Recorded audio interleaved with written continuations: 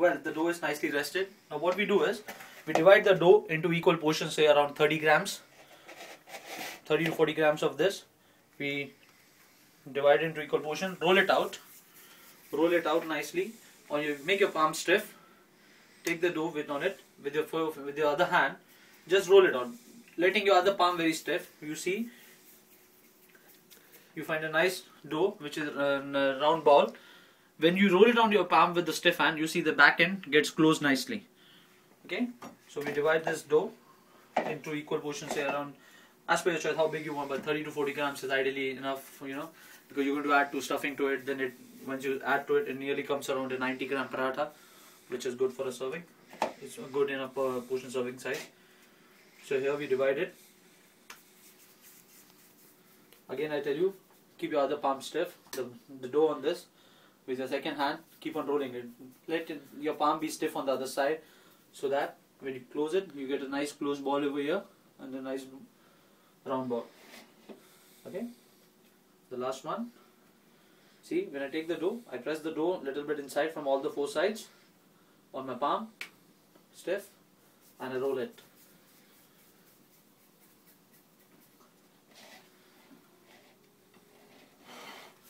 See, we divide it in these ways. Now the second step is stuffing these balls. So for this, you need a dry flour. Okay, as I told you, we're using a plain flour. You can always opt for using a wheat flour, or wheat flour which is traditionally used for the parathas, or even if you try to be a bit healthier nowadays, you can always go for wholemeal flours.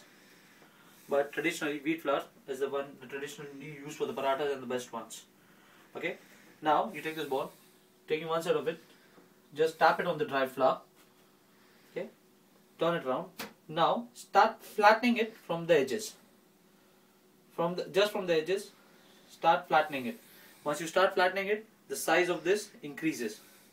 You see, once you start flattening it, the dough elongates, it extends. Here, basically not on the center, just on the sides. Keep on tapping on the sides, leaving the center bit thick. Just flattening on the sides, giving the center thick.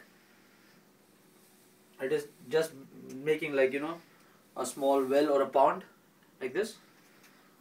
The more you flatten on the side, the more the dough increases in size. Just leaving the center thick, because when you're going to roll it, we need it to be thick. We don't want it to tear off. Here, now again, divide the mixture of say around 40 grams of mix or 50 grams of mix, like this. Make a nice ball. Stuff it between the breads. Now what you do is, the corners which you have flattened it, start pressing it around. Like you just stuff it. You stuff it like this, and then again the same procedure, a stiff hand, and roll it out. Roll the ball so that the stuffing is inside. You see, a nice stuffed paratha, which is stuffed totally from all the four sides, everything inside it. Okay, we'll show you one more. Just put a little bit of, roll it into a dry flour, because this is the moist, potatoes are moist. When it goes into the dough, it should not again make your dough little bit of it. The dry flour really helps to retain, keep it dry, no excess of moisture.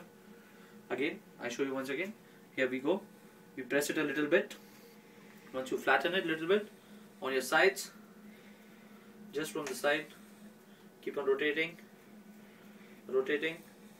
You need to make sure that you just flatten the sides, leaving your inner circle a bit thick. I'll show you why we need inner circle thing. Just keep on flattening. Once you keep on flattening, the layer extends and you start coming inner sides here.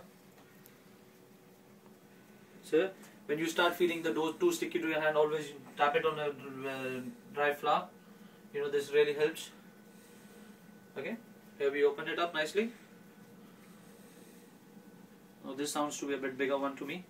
Okay, a nice stuffing of say around 50 grams, or as per your choice, how much stuffing you need. But you need to see that the stuffing has to be according to your dough size, the ball which you made. If you put an extra stuffing, when you try to roll it, it will tear out, and every stuffing would be out, which would really not nice. So don't be be generous while doing the stuffing, not too less, not too much, perfect amount. Yeah, again, once you stuffed it, I just fold it from all the four sides like this and then try to seal it off. See, try to seal it off from all the sides. I gather all the sides, join it to one side like this. It is a closed one, flatten it, again a stiff palm, dough on it, roll it. But when you roll this time, you do not roll it too much because it tightens the dough. So when you try to roll it out, it won't. So with the general hands, just 2 to 3